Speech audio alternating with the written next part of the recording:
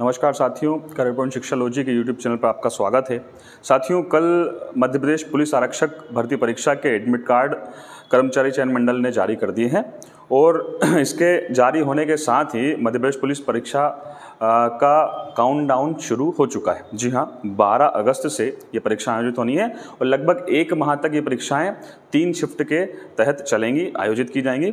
और ये जो परीक्षाएं, इनमें मध्य प्रदेश में 8,70,000 के लगभग परीक्षार्थी इन परीक्षाओं को अलग अलग परीक्षा केंद्रों पर देंगे। साथियों, इन परीक्षाओं से मध्य प्रदेश के युवाओं को बड़ी ही उम्मीद है, क्योंकि यह परीक्षा का इंतज़ार मध्य प्रदेश का जो युवा है वो लगभग 2 सालों से कर रहा था। पर साथियों, इसी के साथ साथ कुछ चीज़ें जो हमारे जानने लायक है, क्योंकि हम जानते हैं मध्य प्रदेश कर्मचारी चयन मंडल की जो पूर्व परीक्षा थी ग्रुप 2 सब ग्रुप 4 की, यानी कि पटवारी भर्ती परीक्षा, उसमें काफ़ी हद तक किरकिरी हुई है। रिजल्ट के आने के बाद फर्जीवाड़े के कई सारे आरोप सोशल मीडिया पे लगाए गए हैं। और सिर्फ इतना ही नहीं, मध्य प्रदेश के मुख्यमंत्री ने परीक्षा पर रोक लगाने के साथ ही जांच कमेटी भी उसके तहत गठित की है, जिसकी रिपोर्ट भी 31 अगस्त तक आना है। तो साथियों, पटवारी परीक्षा के फर्जीवाड़ों के जो आरोप थे, उनके कारण मध्य प्रदेश कर्मचारी चयन मंडल पहले से ही कई तरह के आरोपों से घिरा हुआ है। इसमें संभवतः इस बार कर्मचारी चयन मंडल किसी भी हद तक किसी प्रकार से ढील बरतने नहीं वाला है मध्य प्रदेश पुलिस आरक्षक परीक्षा को लेकर। और हमने इसका एक नमूना कल जब एडमिट कार्ड जारी किए गए हैं तो उसमें भी हमने देखा, एडमिट कार्ड में हमने देखा कि सामान्यतः अनुक्रमांक जो आपका पंजीयन नंबर जो आपका होता था, उस पंजीयन नंबर के साथ साथ डेट ऑफ बर्थ के साथ ही एडमिट कार्ड शो हो जाता था। मगर अभी इस बार 2 चीज़ें और बढ़ाई गई हैं। एक चीज़ और बढ़ाई गई है, जिसमें मतलब एक कॉलम बढ़ाया गया है, जिसमें बताया गया है कि भाई माता जी का जो नाम है उसके फर्स्ट 2 लेटर और साथ साथ आधार कार्ड के 4 लास्ट जो डिजिट हैं, इनके साथ साथ एक नया भी एक बॉक्स बनाया गया है, जिसको भी डालने के बाद ही आप एडमिट कार्ड किसी व्यक्ति का देख सकते हैं। यानी कि एडमिट कार्ड के ऊपर भी उन्होंने काफ़ी हद तक एक घेराबंदी की है, ताकि कोई स्टूडेंट किसी दूसरे अन्य विद्यार्थी का एडमिट कार्ड भी ना देख पाए। कुछ हद तक यही इसका अंदाजा लगाया जा रहा है। मगर कहीं ना कहीं ये माना जाएगा कि कर्मचारी चयन मंडल अब काफ़ी हद तक सीरियस है इस परीक्षा को आयोजित कराने में, कहीं से भी ढील पोल वो नहीं बरतने वाला है। साथियों, एक पेपर की कटिंग हमें मिली है, जिसके तहत अगर देखा जाए तो कुछ चीज़ें और क्लियर की गई हैं, मैं आपके सामने रखना चाहूँगा।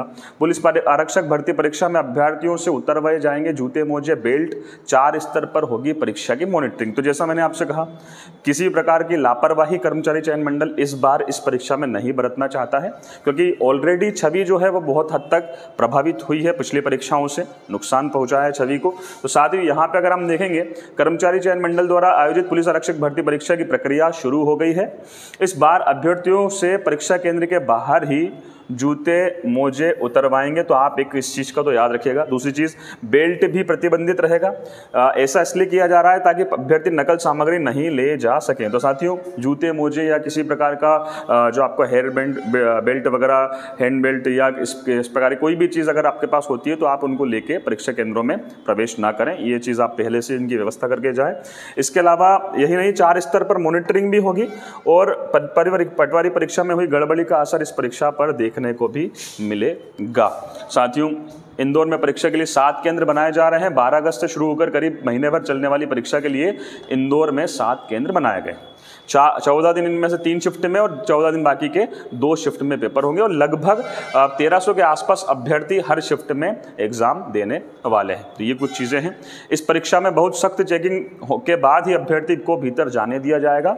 इस बार किसी भी प्रकार की गड़बड़ी हुई तो ऑब्जर्वर की जिम्मेदारी तय होगी। अगर गड़बड़ होती है तो जिम्मेदार इसमें ऑब्जर्वर होगा, स्पष्ट यहाँ पे लिखा हुआ है। इसके साथ साथ अगर हम देखें कि पहली बार उड़न दस्ते के अलावा एक रिसर्च टीम भी बनाई जाएगी, जो हर उन शहरों की होटल्स, लॉज व धर्मशाला की चेकिंग करेगी जहां बाहरी राज्यों के अभ्यर्थी आकर रुकेंगे।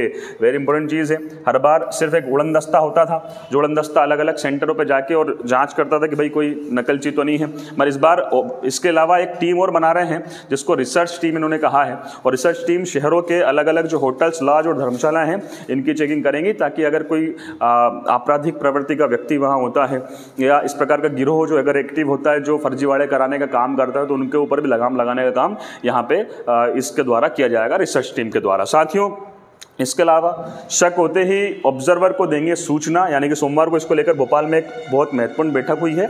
कुछ खास बिंदुओं पर सहमति बनी। सबसे ज़्यादा फोकस बात पर किया गया कि मुन्ना भाइयों पर केस कैसे नज़र रखी जाए। यह भी सहमति बनी कि अगर किसी अभ्यर्थी के हाव भाव या दस्तावेज देखकर कोई शक होता है तो सेंटर प्रभारी परिवीक्षक तुरंत ऑब्जर्वर को सूचना देंगे। तो साथियों, कर्मचारी चयन मंडल अगर देखें तो इस परीक्षा को लेकर काफ़ी सीरियस है। इस परीक्षा में किसी भी प्रकार की लापरवाही नहीं बरतने वाला। इसके अलावा हम जानते हैं 7,411 पदों के लिए भर्ती हो रही है और लगभग 8,70,000 अभ्यर्थी इसमें इस परीक्षा में शामिल होंगे। और सिर्फ मध्य प्रदेश ही नहीं, इसमें यूपी, बिहार और अन्य राज्यों के प्रतियोगियों ने भी इसमें आवेदन किया है, तो संभवतः बाहर से भी लोग आएंगे।